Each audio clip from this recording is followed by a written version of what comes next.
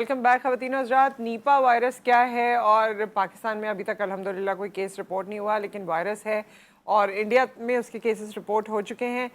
क्या वायरस है, किस तरह से फैलता है, क्या चीज़ है, हम सब जानेंगे। हमारे साथ इस वक्त मौजूद हैं प्रोफेसर डॉक्टर फौजिया अशरफ, जो कि वायरोलॉजिस्ट हैं और पैथोलॉजिस्ट हैं। अस्सलाम वालेकुम। वालेकुम अस्सलाम, कैसी हैं जी आप? ठीक ठाक, थैंक यू। डॉक्टर साहिबा हमें इस नीपा वायरस के बारे में बताइए कि क्या है, किस तरह से जनरेट हो गया है और किस तरह से इफ़ेक्ट कर रहा है लोगों को। जी, सबसे पहले तो मैं आपका शुक्रिया अदा करना चाहती हूँ, आपने बहुत इम्पोर्टेंट टॉपिक पे बात करने का मुझे मौका दिया। प्लेजर। और ये ऐसा टाइम है जहाँ पर हमारे नेबरिंग कंट्रीज़ भारत में, मलेशिया, वहाँ पे इस तरह के केसेस पॉजिटिव आ रहे हैं। असल में एक उभरती हुई नई बीमारी है वायरस, कि जिस तरह कोरोना के बाद एक और बीमारी है कि जो हमारे सांस के निज़ाम में तनफ़ुस को अफ़ेक्ट करती है। अच्छा। ये एक नया तो कि पहली 1999 यानी 1999 में मलेशिया में, सिंगापुर में इसने अफ़ेक्ट किया था। ये असल में जहाँ पे चमगादड़ें ज़्यादा होती हैं, अच्छा। बैट्स, फ्रूट, ख़ास तौर पे ये फ्रूट बैट्स में नॉर्मल उनका नेचुरल ये होस्ट होता है। और ये हर चमगादड़ जो होती है वो इसको शट नहीं करती। तकरीबन 1% चमगादड़ें जो होती हैं इस वायरस को आगे दूसरे जानवरों में या इंसानों में फैला देती हैं। ख़ास तौर पे क्योंकि फ्रूट बैट होती है और ये जो डेट पाम ट्रीज़ होते हैं उनका सैप या फिर खजूरें होती हैं, वहाँ पे वो बाइट कर लेती हैं। जब वो बाइट करती हैं तो वो वायरस अंदर छोड़ देती हैं। तो अच्छा। लटकी खजूरों को भी वो कंटेमिनेट कर देती हैं। कई दफ़ा उनके ऊपर ये बैट की ड्रॉपिंग्स गिर जाती हैं, जिसको ये फजला जात कहते हैं, जहाँ से चमगादड़ें गुजर रही होती हैं। तो ये ज़्यादातर वहाँ पे वायरस शुरू हुआ जहाँ पे चमगादड़ें ज़्यादा होती हैं या पिग फार्म्स से। वहाँ अच्छा। पे पिग्स पे इन्फेक्ट हुई, उन्होंने दूसरे जानवरों को इन्फेक्ट किया। इसमें सिर्फ फ्रूट बैट्स नहीं बल्कि दूसरे जानवर जैसा कि घोड़े, शीप, गोट्स, कैट्स, डॉग्स, ये सब ये जानवर इससे इन्फेक्ट हो। अच्छा। और ये हमारे पास डॉक्टर साहबा, क्योंकि ज़ाहिर है बैट की या पिग्स की वैसे तादाद तो नहीं है जो अपेरेंटली हमें नज़र आए, लेकिन हमारे पास दूसरे जानवर हैं। तो दूसरे जानवरों में किस तरह से ये कंटेमिनेशन हो जाती है और फिर ये इंसानों तक कैसे मुंतकिल होती है? वाया टच होती है या ब्रीदिंग से होती है, कैसे होती है? ये Nipah virus is one of those, ये इसको ज़ूनोटिक डिजीज़ेज़ कहते हैं। ये ख़ास जी। तौर पे ऐसी बीमारियाँ जो इंसानों से आसानी से मुंतकिल हो जाती हैं इंसानों में हम्म। और फिर इंसानों से दूसरे मुंतकिल हो जाती हैं। हम्म। और ये इसमें जो है हमने भारत में भी देखा, मलेशिया में, सिंगापुर में, बल्कि 2018 में जब केरला इंडिया में ये इन्फेक्शन फैली तो उस वक़्त तकरीबन 38 लोगों में से 16 लोगों की डेथ भी हो गई। तो इसमें ये वायरस जो है एक मैं अब आम ज़ुबान में बता देती हूँ कि 2 किस्म के वायरस होते हैं, एक डीएनए वायरस होता है, एक आरएनए वायरस होता है। जी। जैसे हमने कोरोना, वो आरएनए वायरस था, इनकी बेसिक ख़ुसूसियत ये होती है, डिफ़रेंस ये होता है कि आरएनए वायरस बहुत जल्दी म्यूटेट कर जाता है, या मुंतकिल बहुत जल्दी हो जाता है, स्टेबल नहीं होता ये।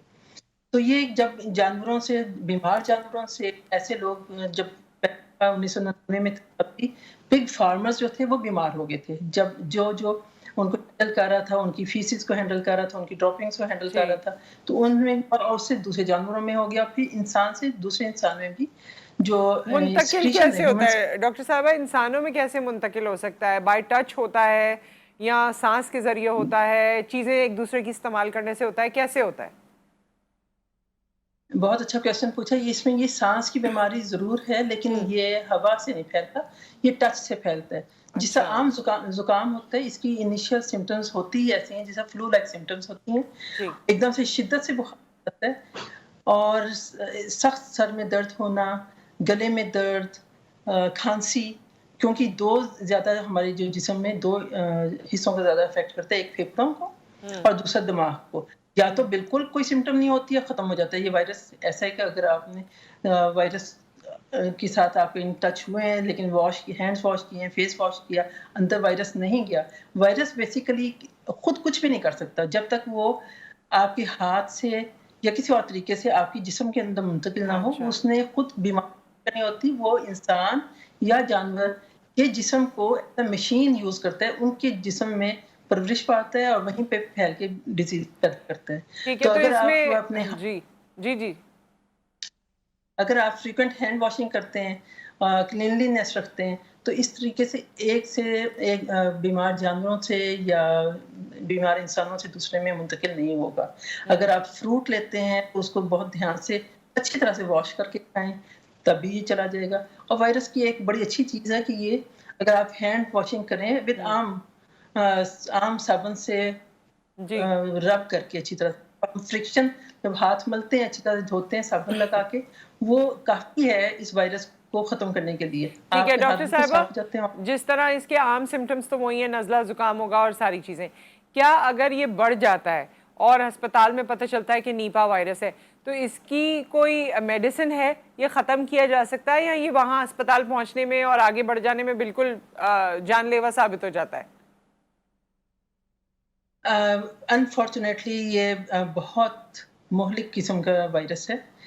خدا نہ خاصہ اگر ہو جاتا ہے اور سمٹمز آ جاتی ہیں تو ایک تو یہ کہ فوراً ہسپتال جانا چاہیے. اسی لیے ہائی الرٹ جاری کر دیا گیا ہے طرف سے بھی، نیشنل انسٹیٹیوٹ آف ہیلتھ کی طرف سے بھی، کہ اگر آپ کو ذرا سا فیل ہوتا ہے فلو لائک سمٹمس ہیں، تیز بخار ہے اور اس طرح بہت تیزی سے خدا نخواستہ ایسے لوگوں میں جن کے اندر قوت مدافعت زیادہ نہیں ہے اور وائرس کیونکہ بہت مہلک ہے، اور اگر آپ کی کوئی ہسٹری ایسے ایریا سے آئیں جہاں پہ بیٹ زیادہ تھیں یا پھر ایسے لوگوں سے جہاں پہ پگ فارمنگ ہوتی ہے، کیونکہ یہ اب گلوبلائزیشن کا ٹائم ہے، ایزی ٹریول ہے، جی آپ فریکوینٹلی آتے جاتے ہیں تو بیماری آ سکتی ہے. ہمیں ٹھیک ہے، ایسے سمٹمز جہاں پہ اس کی دوا نہیں ہے، لیکن اگر اسپتال بھی چلے گئے تو پھر یہ کیسے کیور ہوگا اگر دوائی نہیں ہے؟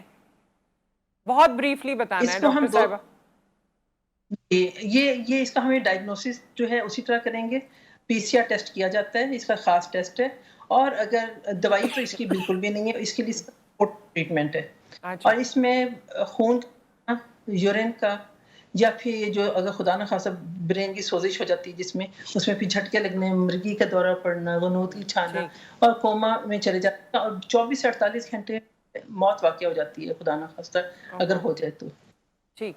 سو ود دیٹ بہت بہت شکریہ ڈاکٹر صاحبہ آپ کا، آپ نے ہمیں وقت دیا اور اس وائرس کے بارے میں بتایا. اللہ تعالیٰ ہم سب کو حفظ و امان میں رکھے. ایک نئے قسم کے وائرس آ رہے ہیں اور ہم پہ اٹیک کر رہے ہیں. آپ سب اپنا خیال رکھیے. ایک بریک آ گیا، بریک کے بعد واپس آتے ہیں اور دوسرا اپنا ٹاپک آپ سے شیئر کریں گے.